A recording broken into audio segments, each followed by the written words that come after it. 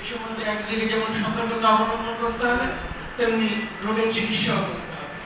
আমার খুব ভালো লাগে যখন খবর কাগজে দেখি যে অনেক রোগী মারা গেছেন, তাদের দাফন করার কেউ নেই বা শ্মশানে নিয়ে যাওয়ার কেউ নেই, তখন মুসলিম ভলান্টিয়াররা এগিয়ে আসে এবং তাদেরকে শ্মশানে নিয়ে যায়, দাফন করতে নিয়ে যায়।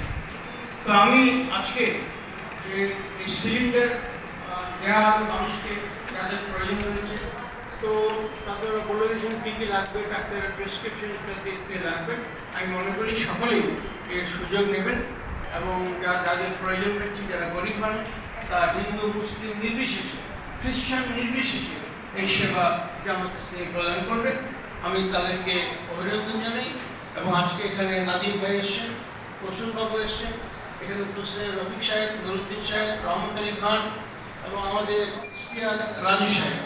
ইশতিয়াক রাজু সাহেবকে আমি আরও অভিনন্দন জানাবো। তিনি ইসলামিয়া হসপিটালের সঙ্গে আছেন, আমাদের প্রথম হসপিটাল কলকাতায়, এবং পাকশাখাতে যে হসপিটালটি রয়েছে সেটাও উনি দেখাশোনা করেন। তাই কাজেই তার এখানে উপস্থিতি আমার মনে হয় অন্যদের একটা বার্তা দেবে, একটা পয়গাম দেবে। আপনাদের সবাইকে ধন্যবাদ জানিয়ে আমি আমার ছোট বক্তব্য শেষ করছি। আল্লাহ তাআলা মানুষের জন্য আমাদেরকে আরও কাজ করার তৌফিক দিন। আসসালামু আলাইকুম, নমস্কার।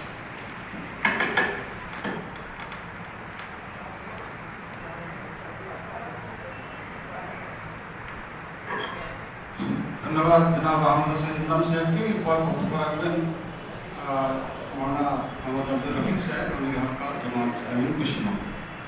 আমি ওনাকে বলার জন্য অনুরোধ করছি।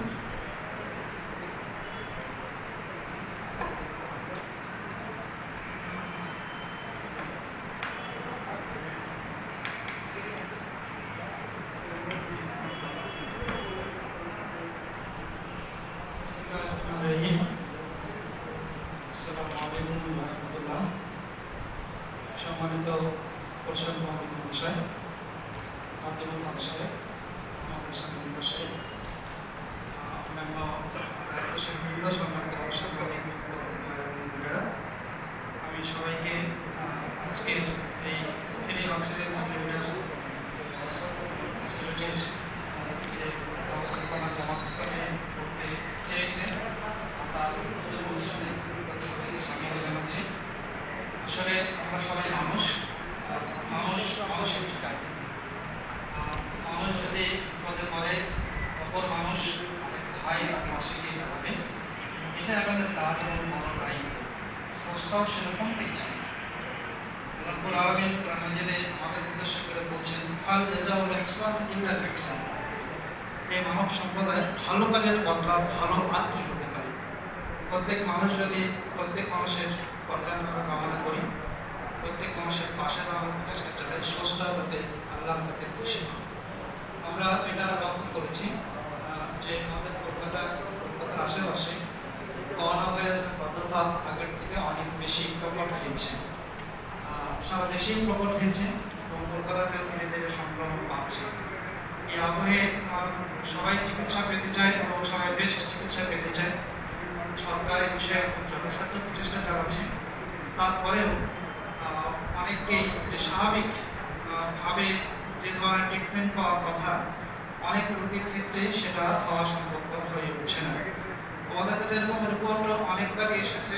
গত পরশুদিন আপনারা টিভি চ্যানেলগুলোতেও দেখেছেন আমাদের ভাই সর্বজিৎ, উনি দমদমের কাছে একটা হসপিটালের সামনেই মারা গিয়েছেন শুধুমাত্র অক্সিজেনের অভাবের কারণে।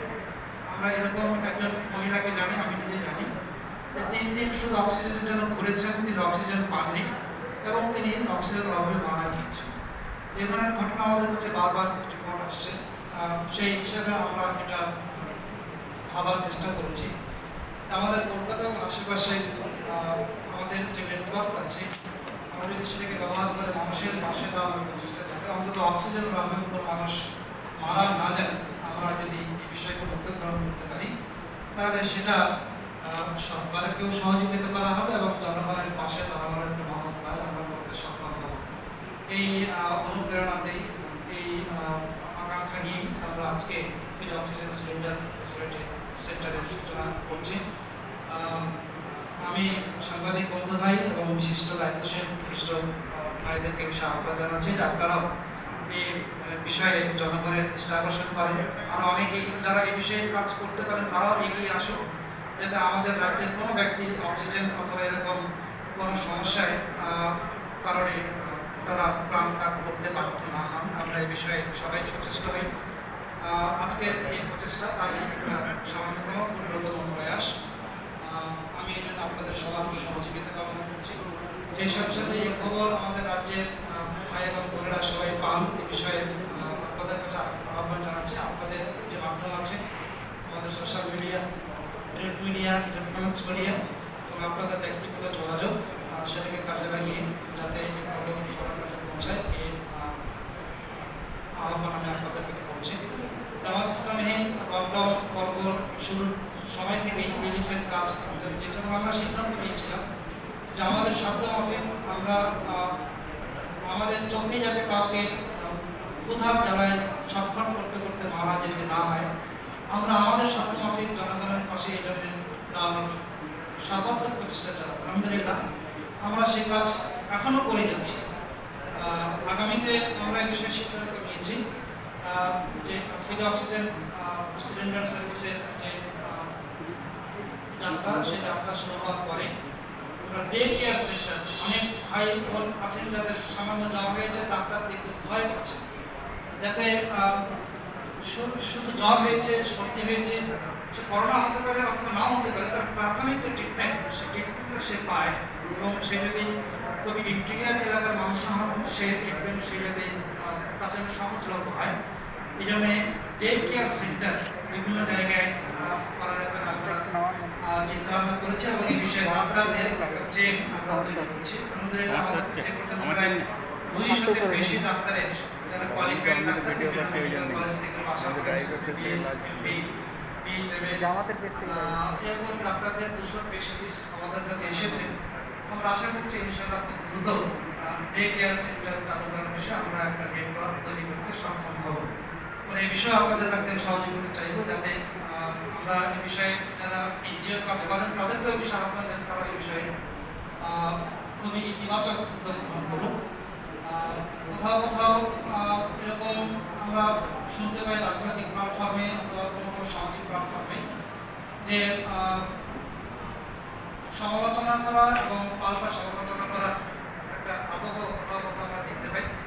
আমরা এই সময় সবাইকে আহ্বান জানাই যে প্যান্ডামিক এই সময় আমরা একে অপরের সমালোচনা না করি, আমরা যারা গণসংগঠনের দায়িত্বশীল, যারা জনগণের সাথে কাজ করে, আমরা সবাই মিলে সম্মিলিতভাবে জনগণের পাশে দাঁড়ানো এবং যে সিস্টেম আছে আমাদের, সে সিস্টেম দায়িত্বশীল সরকার আছে এখানে, সেই সরকারের পাশে থেকেই আমরা সর্বাত্মকভাবে এই প্যান্ডামিক পিরিয়ডকে মোকাবেলা করার সর্বাত্মক প্রচেষ্টা চালাই, এই আহ্বান জানিয়ে এবং সেই সাথে সাথে ফ্রি অক্সিজেন সিলিন্ডার ফ্যাসিলিটি সার্ভিসের সূচনা করে আমি আমার সংক্ষিপ্ত বক্তব্য এখানে শেষ করছি। আমার তৌফিক ইল্লা বিল্লাহ ওয়া আলহামদুলিল্লাহ।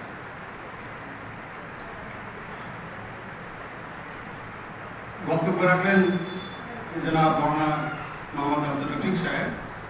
আচ্ছা, আজকে আমাদের এই যে ছোটখাটো সভা হলো, ওটা কিন্তু খুব মহৎ উদ্যোগ, big small congregation but noble India. সেই দৃষ্টিতে আমরা যারা এখানে উপস্থিত হয়েছি, ইনশাআল্লাহ আমরা এর জন্য আমার কাছে সব পাবো ইনশাআল্লাহ। আমাদের এই সভায় আমাদের উসমান গনি ভাইও আছেন, আমার উনি ইসলাম সভাপতি বর্তমানে। এছাড়া সাদাব মাসুম, উনিও জামাত ইসলামী হিন্দের সভায় দাওয়াতের সেক্রেটারি। সুজাউদ্দিন আহমেদ আছে, অ্যাসিস্ট্যান্ট সেক্রেটারি। কলকাতা মেট্রো সিটির নাজিম মুফতা আলম সাহেব রয়েছেন, অনেক স্টাফরা এখানে সব রয়েছে। যাই হোক, আজকে যারা বক্তব্য রাখলেন তাদেরকে আমি কনগ্রাচুলেশন জানাচ্ছি এবং আরও কয়েকজন রয়েছেন তারা বলবেন। আপনারা একটু সময় দেবেন, খুব বেশি সময় লাগবে না। এখন জনাব নাদিমুল হক সাহেবকে আমরা বলার জন্য কিছু অনুরোধ করছি। अस्सलाम वालेकुम। स्टेज उर्दू में बोले, स्टेज पर बैठे हुए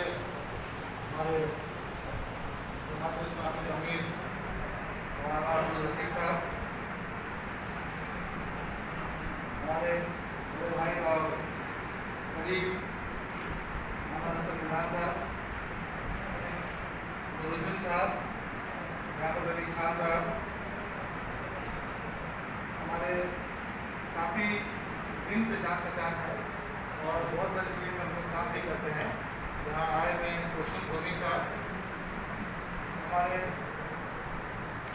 बहुत फास्ट सोशल वर्कर और काफ़ी अभी खास करके लॉकडाउन में लोगों में राशन बांटना, रमज़ान में राशन बांटना और अस्पताल इस्लामी अस्पताल से जो जुड़े हुए हैं इश्तियाक अहमद राजू साहब और जितने भी हमारे भाई शुजाउद्दीन हमको जिन्होंने दावत दी यहाँ आने के लिए और जितने भी यहाँ पर मौजूदारान है और जो आप लोग यहाँ हैं सबको मेरा फिर से दिली सलाम।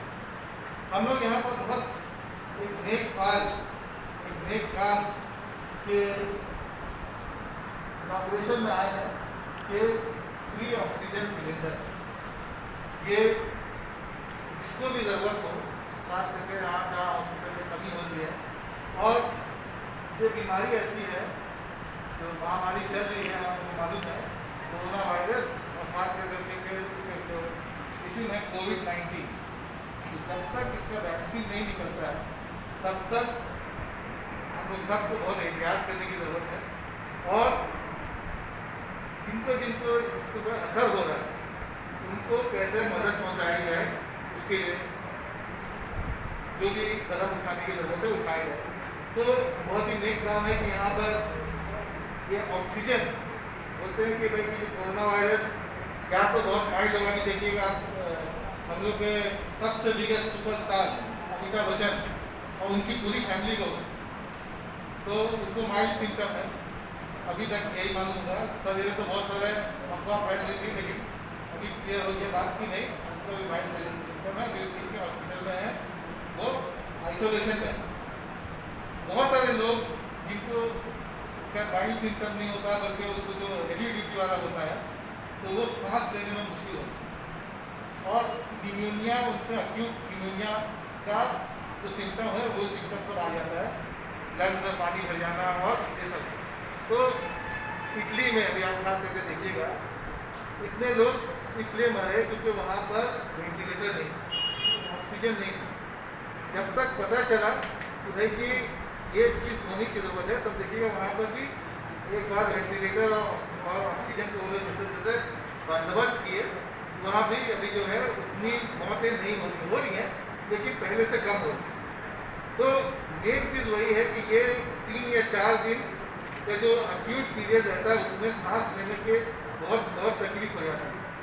तो उस वक्त अगर ये सिलेंडर सामने आ जाए या कोई दे दे फ्री में अगर आपको मिल जाए तो वो जान बच जाए। तो लिहाजा आप फ्री सिलेंडर नहीं दे रहे हैं, गरीब को और परेशान जो हाल है उनको आप एक ज़िंदगी दे रहे हैं। इसके लिए मेरे तरफ से जमात इस्लामी को पूरी मुबारकबाद। मैं बोल रहे थे कि इब्न सीना की बात, तो देखिए कहाँ से कहाँ इसका लिंक निकलता है। इब्न सीना की बात बोलो, यहाँ पर देखिए इब्न सीना हाउस भी है इसी एमएम मॉडल स्कूल और इब्न सीना जिसको यूरोप अली सेना के नाम से जानता है, उन्होंने ही एक क्वारंटाइन का इजाद किया। उन्होंने ये कहा था कि उस वक्त भी जो ये काला आजार और जो काला बुखार उसमें फैला हुआ ब्लैक प्लेग, उसमें उन्होंने देखा कि जो लोग बीमार हैं उनसे अगर इन्फेक्शन हो रहा है, उनसे अगर लोगों को अलग किया जाए, खास करके जो जहाजी आदत है उनको 40 दिन के लिए वो अलग रखा जाता है, उसके बाद वो जनरल पॉपुलेशन में आता है। तो इटली में 40 दिन को क्वार्टर बोलते हैं, तो वहाँ से ये लोग क्वारंटाइन आया। आज हम लोग सब कहीं ना कहीं, बल्कि हम जब दिल्ली से वापस आए तो मैं भी सेल्फ क्वारंटाइन में था। तो यहाँ से भी देखिए वहाँ की कंट्रीब्यूशन है, जो सोच थी उस वक्त उसको अभी भी हम लोग उसका अप्लाई कर रहे हैं, उसका एप्लीकेशन कर रहे हैं।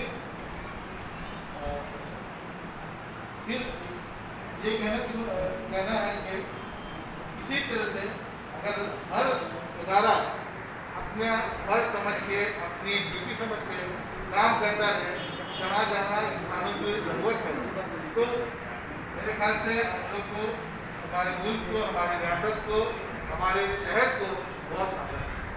और फिर से मैं मुबारकबाद देता हूँ जमात इस्लामी को भी ये सोच उन्होंने लाया कि फ्री सिलेंडर देने के लिए, और कितना आप अच्छा काम कर रहे हैं। मैं तो ये कहूँगा, राजू भाई भी यहाँ है, कि और भी जितने ऑर्गेनाइजेशन है जो सोशल काम कर रहे हैं, उनको भी ये फ्री सिलेंडर का कोई न कोई बंदोबस्त का वो लोग देखें कैसे किया जाए, ताकि पब्लिक तक ये आप तो अच्छा काम कर ही रहे हैं, लेकिन आपको देख कर करके अगर कोई करता है, कोई तकलीफ करता है, तो वो और भी अच्छा काम है।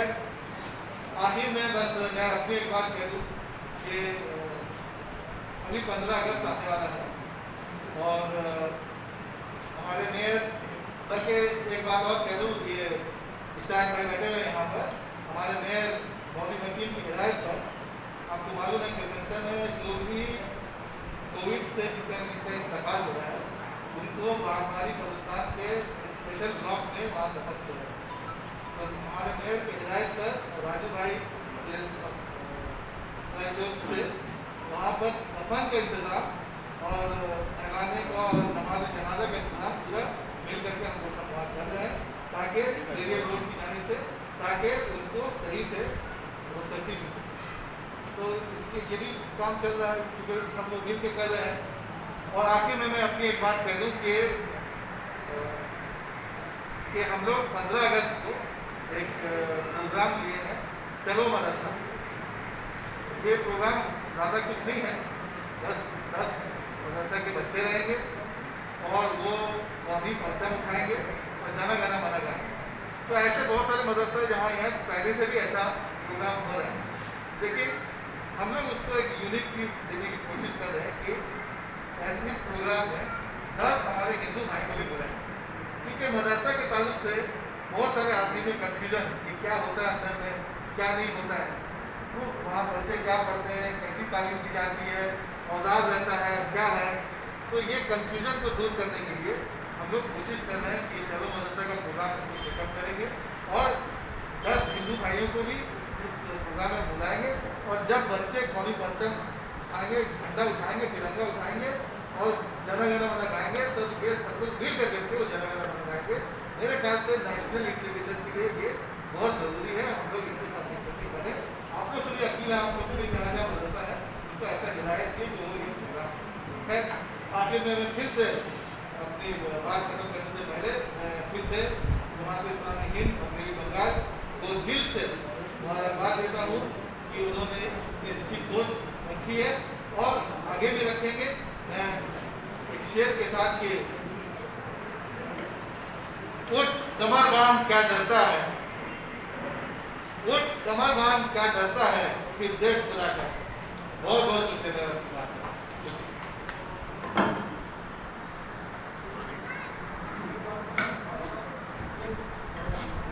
জনাব নাজিমুল হক সাহেব ছিলেন, তিনি রাজ্যসভার সাংসদ, ওনাকে ধন্যবাদ দিচ্ছি আমরা জামাতের তরফ থেকে।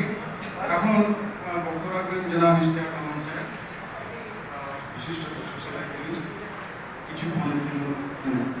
তারপরে আমরা প্রসূন মহাশয়কে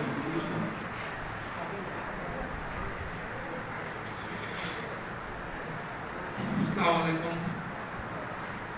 মঞ্চে উপস্থিত রয়েছেন মাননীয় সংসদ নাজিমুল হক সাহেব, উপস্থিত রয়েছেন ইমরান ভাই, কলম পেপারের সম্পাদক, প্রসূন ভৌমিক দাদা এবং আরও বিশেষ ব্যক্তিরা।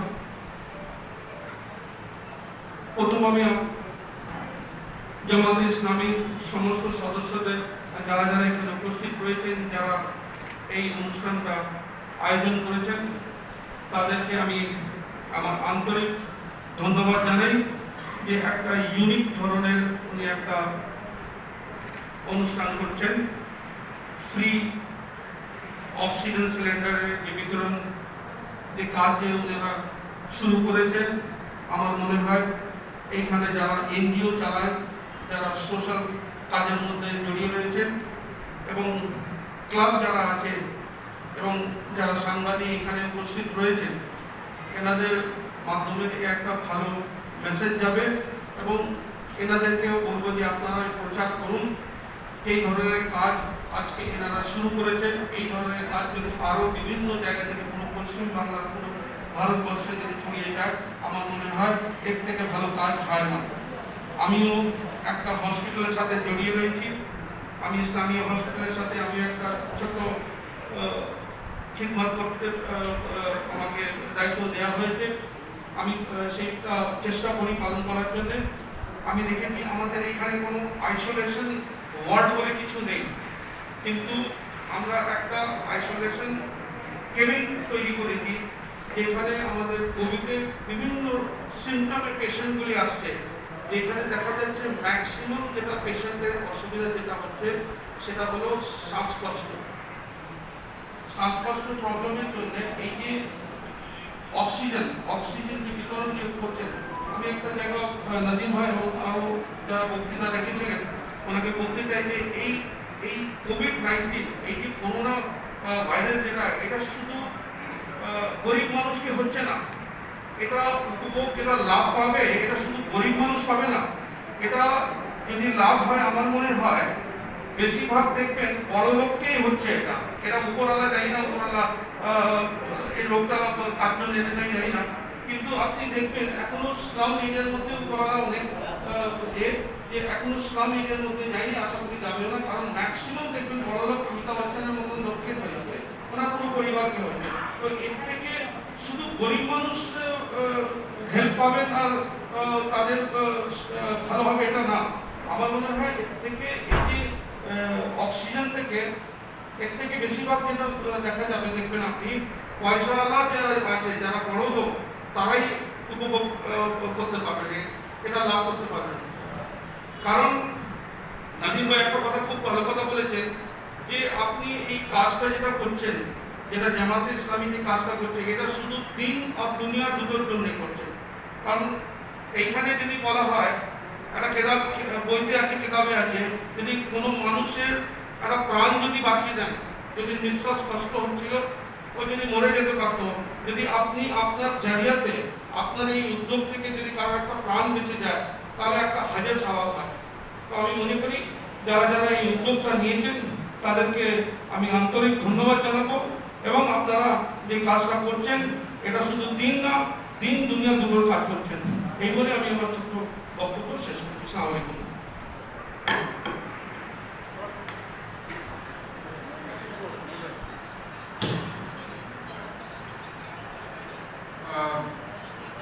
এতক্ষণ জনাব ইশতিয়াক আহমদ সাহেব আপনাদের সঙ্গে বক্তব্য রাখছিলেন।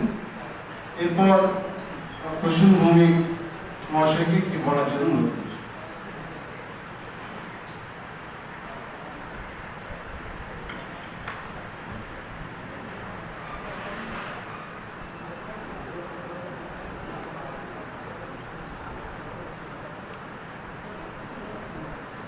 জামাতে ইসলামী হিন্দের সঙ্গে আমার পরিচয় সাম্প্রতিককালে।